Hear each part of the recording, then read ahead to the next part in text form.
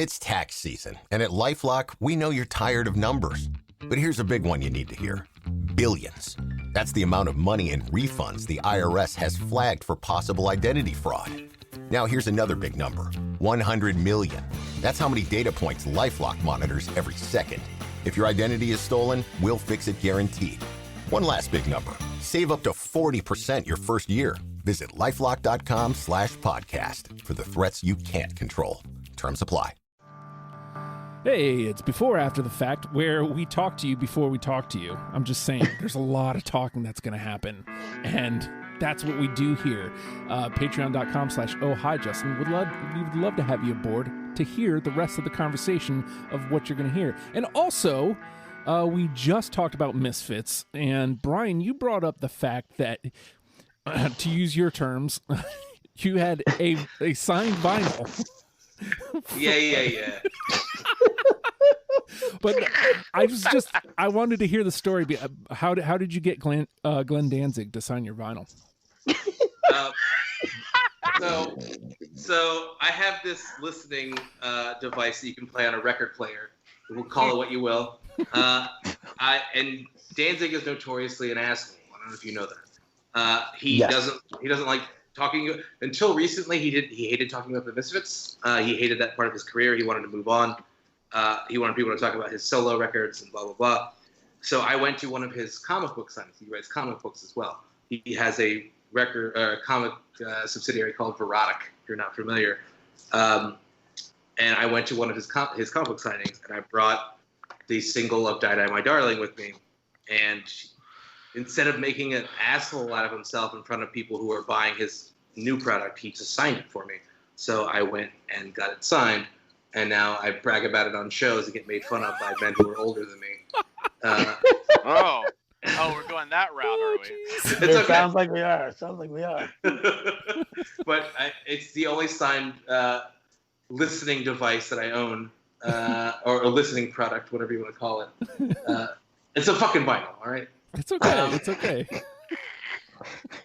But it's the only signed thing I own. I own a lot of Misfits records, but that's the one thing Danzig had signed. So I like it a lot. I'll never get rid of it as long as I live. So. One of the older gentlemen who was making fun of Bryan was who I know has a ton of signed gear. Alfredo Torres. Yes, records. Yes, I have a ton of signed records. I've got stuff that I really love. I've got Pink Floyd Dark Side of the Moon. I've got Depeche Mode Violator autographed. I've got all kinds of shit. Some of it I got on my own. Some of it I've got through auctions and stuff like that. But if I have to say which one that I love, that's got a real story behind it, it's going to be the Fix, Reach the Beach. And the Fix to me is probably the most underrated 80s band for sure, and probably top 5 most underrated bands of all time. They are fucking incredible. They are great. I've loved them since I first heard them during the 80s. And last year, they were playing at a club right around the corner from where I live. It's a place called the Tin Pan. And it's great. It's a very small, intimate place. It's maybe 200 people. You sit at tables and have dinners. You think of an old jazz kind of place, Gotcha. where you're sitting there maybe having a drink, and then there's a singer right on stage, that kind of stuff. And the Fix were playing, and they were doing whatever it is, the 30th or 40th anniversary of Reach the Beach. So they played the whole album, and miraculously, every member of the band is still the band is still together with all the original members. So, and they love meeting people after the show. So I brought my copy of Reach the Beach, and they did incredible show, especially being that close. when I tell you I was probably 3 car lengths away from the stage, and I was sitting at the bar. It was just, the energy was awesome. The whole show was awesome. And then after that, I got to actually meet the band, and they all autographed it, and we talked for a good half hour, and they were just sitting there interacting with about 20 or 30 people that had stayed after to get autographs. Nice. So I like I said, I got tons of autograph stuff, but if we were talking about autograph albums, that to me is the one that stands out the most. So John F., every time you come on the show, pretty much immediately after, you send pictures of countless albums of whatever band we were talking about. Yeah, like I've been working on my collection for a long time, and I have a few autographed things. Like I have that first Jets to Brazil record autographed when I saw them on that first tour.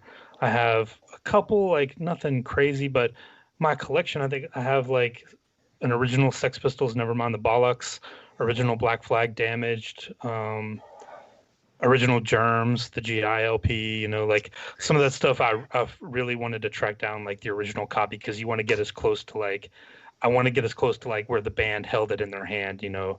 Right. Gotcha. But probably the most impressive, I guess, or the most of my collection is the Pearl Jam stuff. Like I do a podcast with my friend Randy called Live on Four Legs, where we talk about a different Pearl Jam live show every week. And like they were my favorite band when I was 13. Like I was kind of at the right age, and they were the one that really got me into collecting records in like 93, 94.